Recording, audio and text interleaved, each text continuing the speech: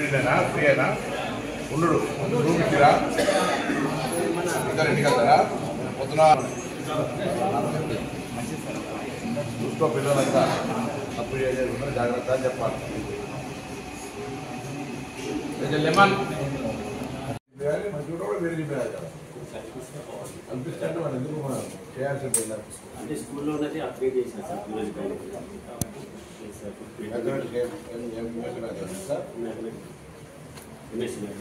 ఏ class తమ్ముడు ఏం నడుస్తుంది ఏం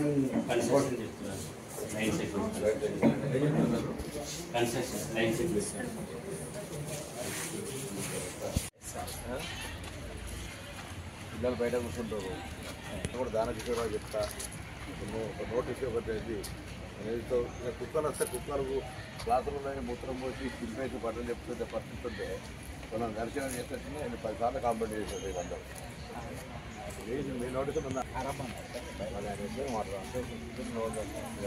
బయట కూర్చుంటారు సరే బయట కూర్చోవడం తప్పబడుతుంది. ఇది ఒకసారి గ్రామ పంచాయతీలు అందరూ 35 old residential schools, prestigious residential school ఇళ్ళకి ఐఏఎస్ ఐపీఎస్ ఇవాళ రాష్ట్రంలో 25 మంది కుర్ర వెంకటేశ్వర గారు, రామకృష్ణారావు ఫైనాన్స్ సెక్రటరీ, ఇంద్రశ మహేందర్ అందరికీ వెళ్ళిన వాళ్ళే. మరి ఇటువంటి స్కూల్స్ పరిస్థితి ఉంటే ఎట్లా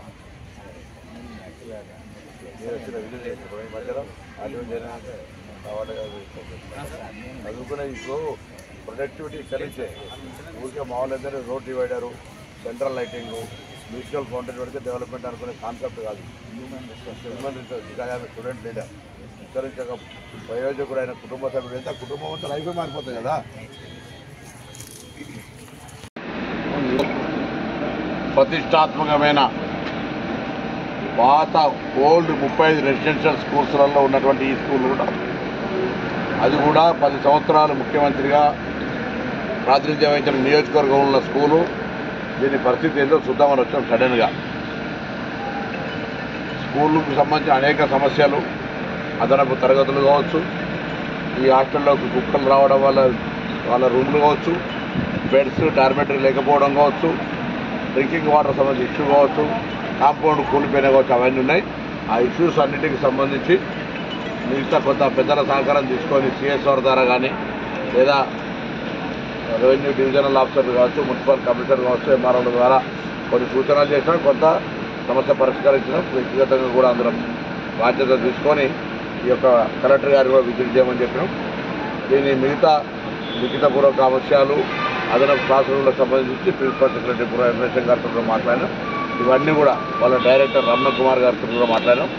స్కూలుకు సంబంధించిన మార్పు కన విధంగా ఆకస్మిక తనిఖీ ద్వారా ఇక్కడ ఈ యొక్క పాఠశాల రూపం మార్చాలనే ప్రయత్నం జరుగుతుంది. తప్పకుండా అందరి సహకారం కోరుతున్నాం. పట్టణంలో ఉన్నటువంటి మిగతా పెద్దలందరినీ కూడా ఇప్పుడు ఆదర్శ మోడల్ సంబంధించిన వాళ్ళతో లైబ్రరీ కట్టించేది కావచ్చు, ఇక్కడ వేలు కార్వా అనే వ్యక్తితో బెడ్స్ అన్ని కూడా డార్మెటరీ బెడ్స్ చేసేది కావచ్చు.